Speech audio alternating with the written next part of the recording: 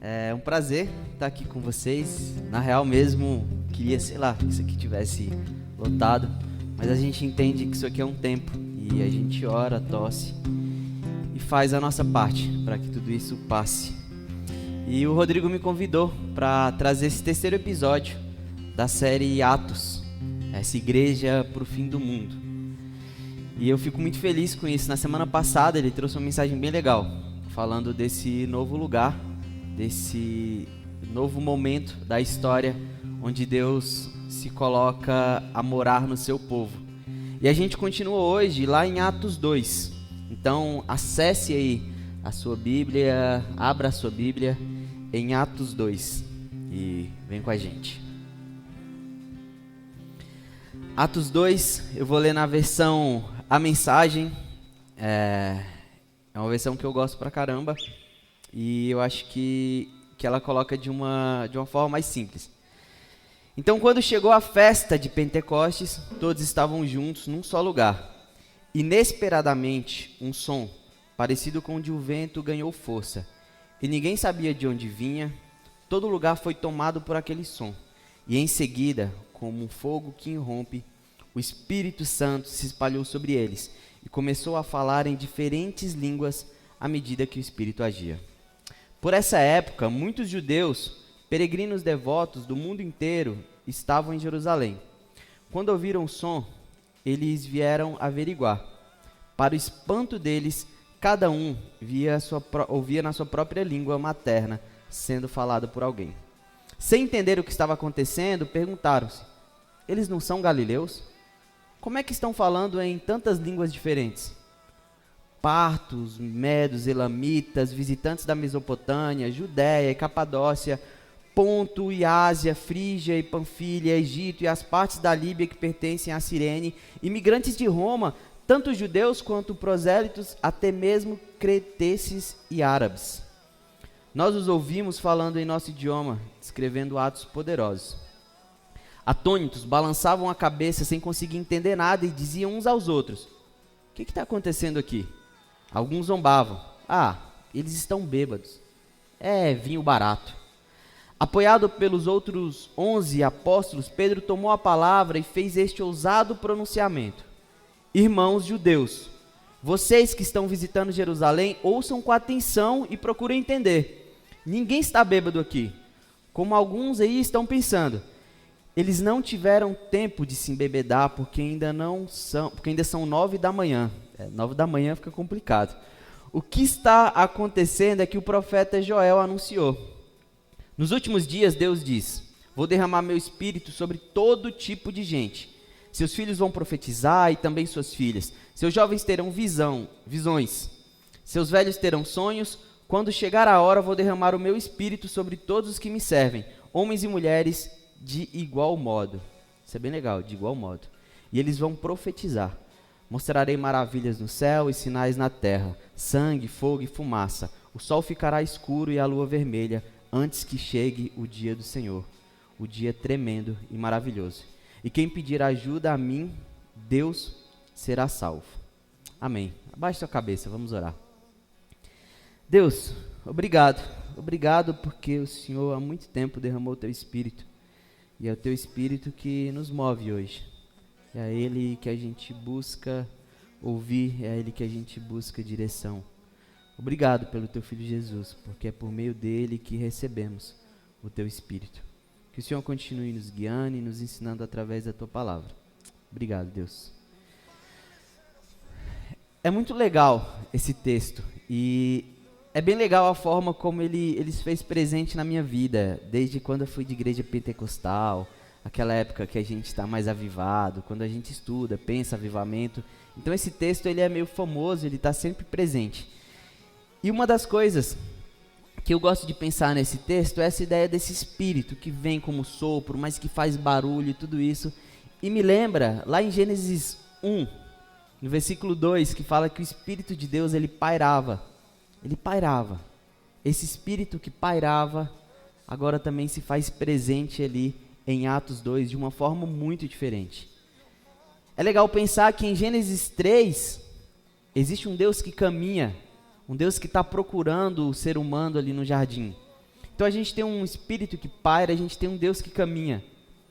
E continuando nessa revelação progressiva de Deus do Antigo Testamento, a gente tem um Deus que o Espírito repousa sobre.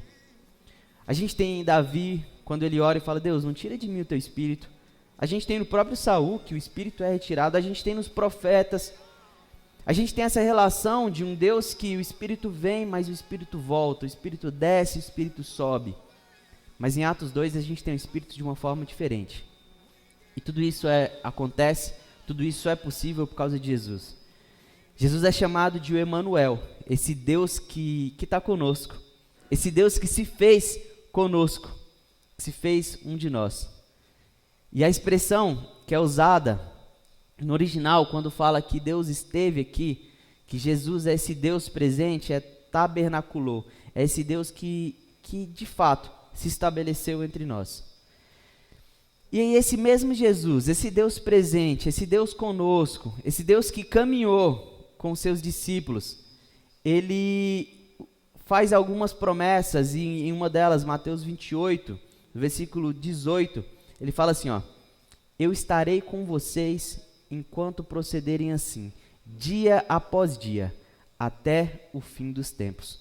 Ali ele está falando com os discípulos, é uma despedida, e ele está falando assim, galera, é o seguinte, vocês vão continuar fazendo o que eu fiz, vocês vão continuar discipulando a galera, batizando a galera no Espírito, batizando em nome do Pai, do Filho e do Espírito, vocês vão continuar fazendo o que eu fiz, fazendo discípulos por todo esse mundo.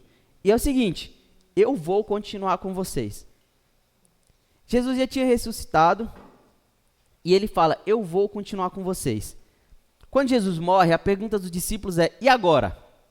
Pô, a gente acreditou nessa palavra, a gente abriu mão do que tinha. Beleza, ele falou que ia morrer, a gente não levou tão a sério. A gente ainda tinha essa expectativa de que ele seria esse grande líder, esse grande governador que tiraria o povo de Israel dessa opressão de Roma.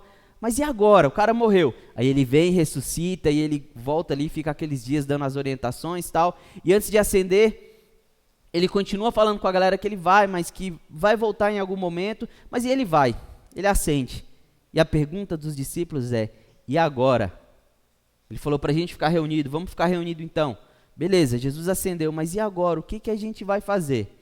E aí, a gente tem aquelas discussões que aconteceram sobre quem substituiria o Judas. A gente tem o que o Rodrigo já falou nos outros 2 episódios. Mas agora a gente tem esse momento da história, onde esse espírito que pairava, esse espírito que ia sobre, esse espírito agora faz morada no coração de todos ali. O Deus que parou, ele esteve sobre, ele caminhou, ele se fez homem e agora através do seu espírito ele vem morar. Ele vem morar no seu povo. A igreja, ela é essa nova casa de Deus. É claro que Deus não é limitado pela igreja. É claro que quando eu falo igreja, eu não estou falando da primeira igreja batista, eu não estou falando da igreja presbiteriana, da igreja assembleia, eu estou falando da igreja de Jesus. Essa que a gente não consegue ver e que é formada por gente. Essa igreja, ela é a nova casa que Deus se propõe a morar através do teu Espírito. E ele ressignifica essa relação com os seus, fazendo de cada um, fazendo do todo, de nós, casa, família, corpo, tudo isso por meio da vida de Jesus e pelo seu Espírito. Eu gosto muito dessas expressões que o Paulo usa, que os discípulos usam para falar, a gente é família, a gente é corpo, a gente é casa, tudo isso que de alguma forma faz a gente essa unidade. Essa unidade que, por mais louco que pareça, é a que Deus escolheu para continuar caminhando, para continuar fazendo o que ele fez e faz através da vida de Jesus e hoje através do teu Espírito. Então, a primeira ressignificação, o primeiro aprendizado que eu tenho é que Deus está ressignificando o seu lugar de morada. Ele sai dessa ideia que os judeus tinham de que ele vinha sobre um templo, ficava um templo ali, a casa de oração, a casa de Deus, mas que também ele não morava ali, mas ele vinha, que às vezes ele vinha sobre uma pessoa e o Espírito fazia alguma coisa, mas que o Espírito poderia sair, ele ressignifica. E agora ele de fato mora, vive dentro da gente. Então essa é a primeira lição sobre essa ressignificação, sobre esse Espírito que muda a forma de ser e inaugura de fato essa igreja para o fim do mundo. A segunda coisa a segunda ressignificação a partir desse texto é que Deus está ressignificando as relações. O judeu, não todos, mas os judeus tinham esse costume de pensar que Deus era um Deus deles. E agora a gente se encontra num texto onde Deus, o Espírito de Deus vem e tinha judeus convertidos, tinha prosélitos, mas o Espírito de Deus vem e diz assim: eu sou para todo mundo, eu sou para todos os povos. E a galera que não conseguia entender outra língua, agora passa a ouvir nessa língua materna. E o que vocês lembram? Porque eu lembro de Babel. Babel é esse lugar onde o ser humano, ele se coloca numa posição de buscar poder, de querer ser, de querer alcançar Deus. E a consequência desse buscar ser por si, pelas próprias forças, é um povo se tornando vários povos, essa divisão. É as pessoas não se entendendo mais, as pessoas não conseguindo ouvir na sua língua, as pessoas falando e o outro não entendendo. E aí a gente tem Babel, onde esse acontecimento muda a história do mundo e cada um vai para um canto, se torna um povo, tem uma cultura, fala de uma forma diferente. Mas aqui em Pentecostes a gente tem um Espírito, que ele vem com uma mensagem de dizer: pessoal, beleza, cada um tem a sua cultura, cada um tem o seu jeito de pensar, mas Deus, ele vem para fazer esse convite, para a gente ser um. Então, independente da sua forma de falar, da sua cultura, de onde você veio, é o mesmo Espírito. É o mesmo Espírito que vem para morar em todos e todas. Todos aqueles que se dispõem a caminhar, a viver o Evangelho, todos aqueles que creem no Deus que se fez homem, para habitar entre a gente, e através dele, Deus fazer essa obra de enviar o teu Espírito, todo mundo está convidado a fazer parte dessa família. E esse lance de ser um é algo que eu tenho pensado bastante, porque eu confesso, é uma dificuldade na minha cabeça entender, ou talvez aceitar, e olhar para algumas pessoas e falar: mano, dá para ser um com aquela pessoa, olhar para como essas pessoas são um.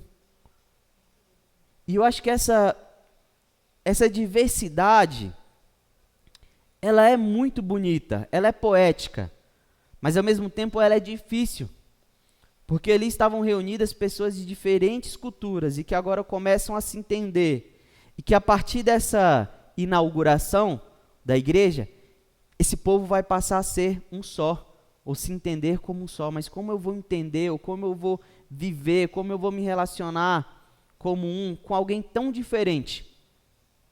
Isso é diferente para a gente hoje, que está no mesmo país, está numa cultura parecida, quando a gente tem tantas opções, ou tantos, sei lá, tem um viés diferente, seja político, seja teológico. O quanto as nossas diferenças, elas nos separam. E eu acho que é saudável a gente ter as diferenças. O grande ponto é não deixar que essas diferenças sejam maior do que aquele que a gente tem como igual, do que o Espírito, que é o mesmo, do que o Deus que fez por mim e fez por você. E eu falo disso como sendo uma grande luta para mim. Entender que o outro, mesmo com todas as diferenças, é família. Entender que o outro, mesmo com toda a linguagem diferente, quando dentro desse ambiente, que é esse estar em Cristo, que é esse ser igreja, ele faz parte da mesma língua, da mesma nação, do mesmo povo que eu. E essa acho que é uma ressignificação que a gente precisa fazer hoje. Não foi fácil para os judeus, não foi fácil para os apóstolos, para os discípulos de Jesus, entenderem que Deus estava vindo agora para ser para todo mundo. A gente tem já as primeiras, e aí um spoiler talvez mais para frente, mas as primeiras confusões que a gente tem na igreja é por conta dessa cultura. É as viúvas de um, porque é de outro povo sendo deixado de lado. Você tem o apóstolo Paulo e essa briga imensa para poder colocar na cabeça da galera as várias cartas que Deus é para todo mundo. Deus é para o gentil. Deus é para o escravo. Imagina naquela época, e apesar de olhar e achar, putz, é um absurdo pensar escravo, mas imagina um senhor ouvindo, o mesmo Deus que você diz aí, que você se converteu, é o mesmo de seu escravo. Vocês quando estão falando sobre fé, vocês estão falando do mesmo lugar. E hoje a gente olha, e eu acho que a gente pode olhar para a igreja evangélica brasileira e perceber que a gente está se dividindo cada vez mais, seja pela nossa teologia, seja pelas nossas opiniões políticas e os nossos envolvimentos, e tudo isso tem feito a gente esquecer desse básico, que aquele mesmo Espírito que pairava em Gênesis 1, é o mesmo Espírito que desceu, que veio como esse som, que veio como esse sopro, e fez morada naquela galera daquela época e que faz morada na gente hoje. Então eu acho que esse é um ponto que a gente não pode perder. E eu acho que é uma das coisas que está faltando bastante para a gente. Entender o que a gente tem em comum. O mesmo Espírito, o mesmo Deus que se fez homem. A terceira coisa que esse texto me ensina a ressignificar é que a gente está vivendo sim uma igreja para o fim do mundo. E eu não estou com aquele apelo escatológico de dizer, gente, está acabando o mundo. Não. Desde aquela época, a igreja é para o fim do mundo. A gente vive num tempo, e aí eu gosto muito do que o Led traz, e ele fala que Pedro, ele reinterpreta essa profecia do Joel. E ele usa esse termo dos últimos dias como o tempo que a gente vive. Quando Joel faz essa profecia, a interpretação que se tinha na época é que seria esse dia do juízo, ou esse momento do juízo, onde as coisas de fato acabariam. Mas Pedro vem e diz, não, esses últimos dias, ou essa igreja para o fim do mundo, ela começou agora. Ela começou com esse espírito, com esse cumprimento dessa profecia. Esse espírito que vem para todos e todas, para fazer da gente um lugar, para fazer da gente um corpo, para fazer da gente uma família, para que o Deus Pai de Jesus, ele possa continuar fazendo o que ele vem fazendo por toda a história. E esse tempo do agora é o que a gente chama dos últimos dias. Esse momento da história onde Jesus, ele morre, ele ressuscita, ele ascende, e ele fala que essa promessa viria, e esse reino que começou em Jesus, ele está inaugurado. A gente vive o reino de Deus. Não em sua plenitude, mas a gente vive o reino de Deus. A gente vive esse momento da história de uma espera para que esse Jesus que nos fez ele volte e esse reino seja pleno. O grande lance é saber e ter esperança de que esse reino vem, mas que independente se esse reino vai chegar para o meu tempo, para o tempo dos meus bisnetos, tataranetos, não sei nem como o mundo vai estar lá, é entender que o nosso papel como igreja é manifestar os sinais desse reino, é manifestar essa experiência de reino que é construída a partir do amor, da justiça, que é construída a partir da paz, construída através da liberdade para todos e todas. Nós, como igreja, e essa igreja para o fim do mundo, a gente tem um papel de manifestar a vida desse Deus que a gente crê, esse Deus que se faz em Jesus, esse Deus que se aproxima de nós. O nosso papel como igreja é transformar essa nossa fé em experiência. Experiência para mim, para o outro, para um nós. Experiência para quem ainda não faz parte, mas que pela fé a gente acredita que pode fazer parte sim. Independente do que pense, independente de que povo, de que tribo, independente da ideologia, independente do viés político, de que esse outro, ele pode fazer parte sim, desse um. De que esse outro pode ser morada sim, desse espírito. A gente tem fé nisso, e se não tem, a gente deveria ter fé nisso, e viver como quem tem fé nisso. A igreja, ela nasce. Ela se faz nesse tempo como essa missão, essa extensão do reino de Deus, para que ele alcance o máximo de pessoas possíveis. E os apóstolos, os discípulos daquela época, apesar das grandes dificuldades culturais, apesar dos tropeços, eles entendiam isso. Por isso eles se mobilizam a se juntar, mas eles também se mobilizam a se espalhar, e mesmo espalhados, se cuidar, para que esse amor, para que esse Deus, ele seja propagado, para que esse amor, para que esse Deus, ele seja levado a outras pessoas. E é aqui, em Atos 2, que talvez seja a forma mais radical de como uma promessa feita há tanto tempo, ela acontece. Eu contei essa história para as crianças e acho que está no vídeo dos Follow, na verdade, os pré-adolescentes, de um Deus para todo mundo. E um Deus que, quando faz uma promessa a Abraão, ele fala assim: Abraão, eu vou abençoar você, mano. Eu vou abençoar a tua família, eu vou fazer de vocês um povo que quem abençoar, eu vou abençoar. Quem amaldiçoar, vou amaldiçoar também. Mas eu vou fazer de vocês um povo bacana, vai ter uma terra legal, vocês vão passar, vai ter algumas confusões, mas através desse povo, através da sua família, Abraão, o meu propósito real mesmo é abençoar todas as famílias da terra. Na real mesmo, Abraão, vocês vão ser um meio pelo qual eu vou cumprir um propósito maior. Eu vou fazer de vocês um povo, mas um povo para eu fazer de todos os povos um povo meu, um povo família.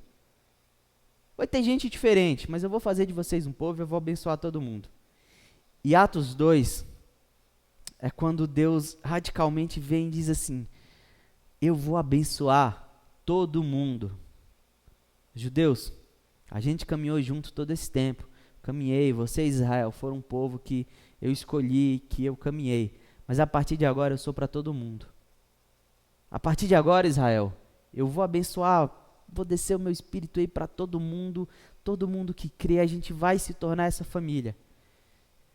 E hoje, quando eu olho para a gente, e eu me incluo nessa, como igreja evangélica, a gente acaba cometendo os mesmos erros do povo de Israel, de achar que a gente tem um Deus que é nosso e só nosso.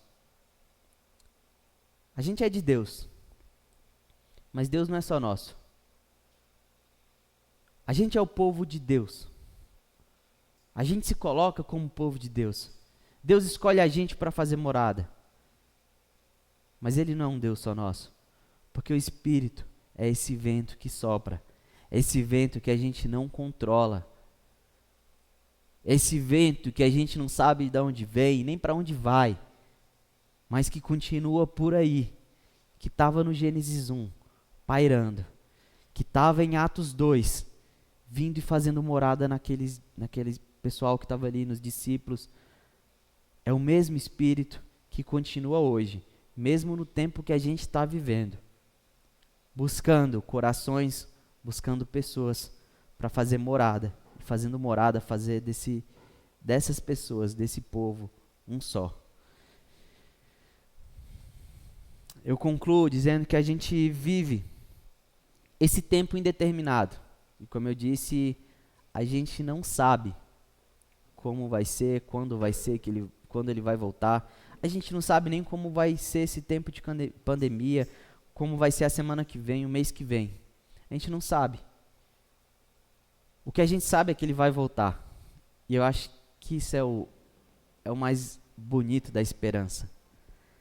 É eu ter certeza mesmo não sabendo como. É o caminhar sabendo o que, mesmo sem saber o como. A gente vive esse tempo indeterminado. O tempo de um Deus morando em e agindo através de um povo, agindo através da sua igreja, para todos os povos da terra. É um povo que age para todos os povos da terra. É um povo que manifesta, ou deveria manifestar, amor, justiça, paz, alegria e liberdade. É um reino que já pode ser vivenciado, mas que ainda há de vir em plenitude. Deus, nos abençoe. Nos abençoe para que a gente possa abençoar outros. Pai, cuida da gente, para que a gente possa cuidar de outros. E que nesse abençoar, que nesse cuidar, que nesse ir até o outro, a gente possa levar o Senhor, Pai. Que a gente possa levar o Teu reino. Que a gente possa levar o teu amor, a tua justiça. Que a gente possa, como igreja, libertar outros, como o Senhor tem nos libertado, Pai. Livra-nos do mal, Pai, mas nos dê força para resistir a tudo que acontece de ruim à nossa volta. Nos dê força para resistir, mas nos dê coragem também para intervir. Intervir através do teu Espírito, Pai.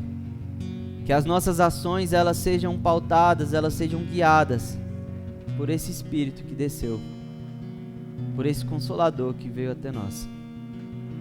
Que a gente encare esse fim do mundo, que já acontece há tanto tempo, com coragem, sabedoria, temor, discernimento e muito amor, Pai.